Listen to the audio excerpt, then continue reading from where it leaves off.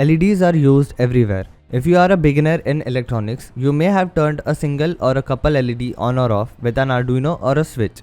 But say you wanted to use multiple LEDs together, let's say 10 or 20 LEDs. We obviously will not use switches and manually switch them, but for that purpose there is the IC CD4017, which is a decade counter. It will count from 0 to 9 when a pulse is applied to its clock pin. The pinout of the IC looks like this.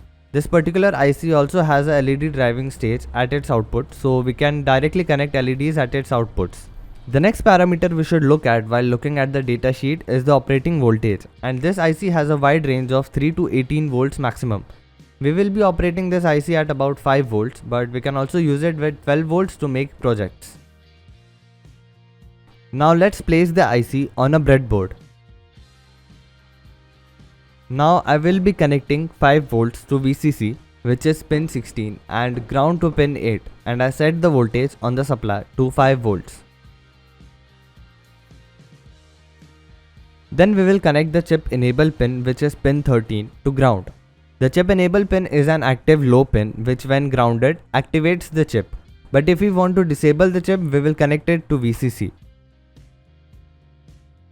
Now just for demonstration I will use 3 LEDs at first and will connect the first LED to Q0, which is output 0, at pin 3. I will connect the second LED to Q1, which is output 1, at pin 2. Now the third LED will be connected to Q2, which is output 2, at pin 4. Now notice how the outputs are not aligned with the pins, so keep the pinout diagram beside you while doing the connections. I connected a 1 kilo ohm current limiting resistor to limit the current flowing through the LEDs to about 5 milliamp.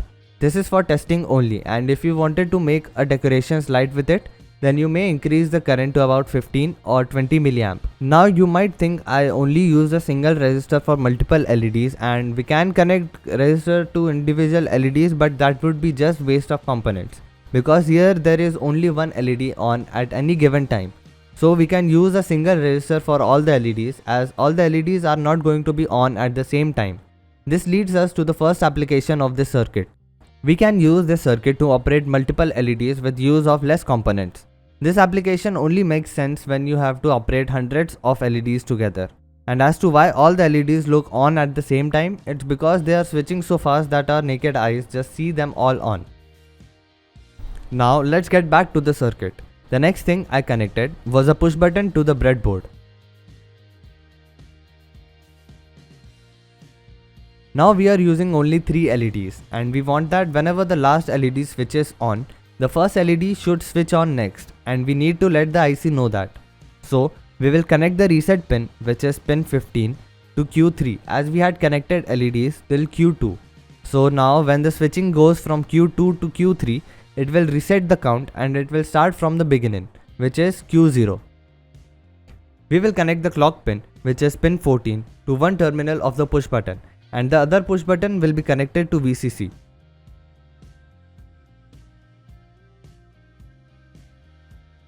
Now when I power this circuit up, we can see that the LEDs are switching randomly without me pressing the push button. And this leads to another application for this circuit, a digital dice. See, when I press the button, the LED chaos stops at a random LED. So by attaching 6 LEDs to it, we can use it as a digital dice.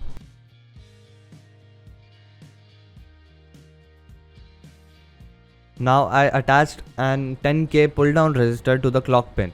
And when I powered it up, it was working almost as we intended. So what was happening without the magic 10K pull down resistor? Before adding the resistor, the pin was floating. That means the clock pin was not connected to ground nor to VCC. Hence it was triggering the circuit randomly. And when we connected the pull down resistor, we defaulted the clock pin to ground, which means it will not trigger randomly but only when I push the button and connect it to VCC. This is the reason why microcontrollers have inbuilt pull-up resistors. Now as you might have noticed, this circuit is still not stable. The LED jumps while we press the button. It's because every time I press the button, it's not a smooth transition. The clock can be triggered multiple times due to debouncing. And to solve that, we can connect a 10 microfarad capacitor to the clock pin and ground. This will ensure that the clock does not get triggered multiple times till I press the switch. And if we power this circuit, it now works as we intended.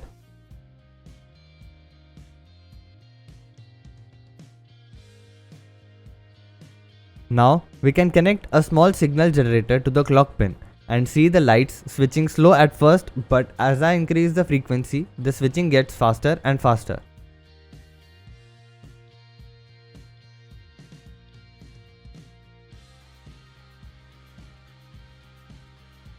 And here we have a nice running decoration light. We can connect 10 LEDs to this IC, but there is also a carry out pin, which allows us to cascade multiple ICs together. Just connect the reset pin of the first IC to the last LED output pin of the last IC in the chain. This is a small signal generator which has a variable frequency output using an 555 IC, and I am going to show you how to make it yourself. So subscribe and press the notification bell so you won't miss that video.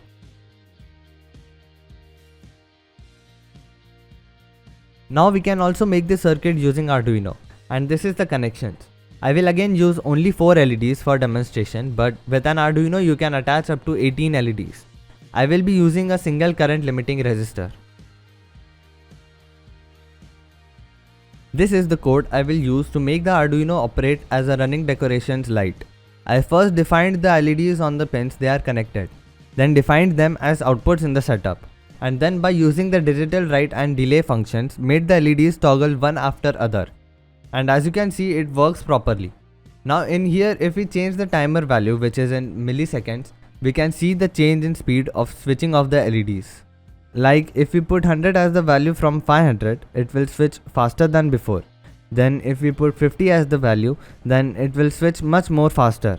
And this will continue until the switching of the LEDs are practically invisible to the naked eye at about 5 or 10 milliseconds. Now let's put different values in the timer and see what we get.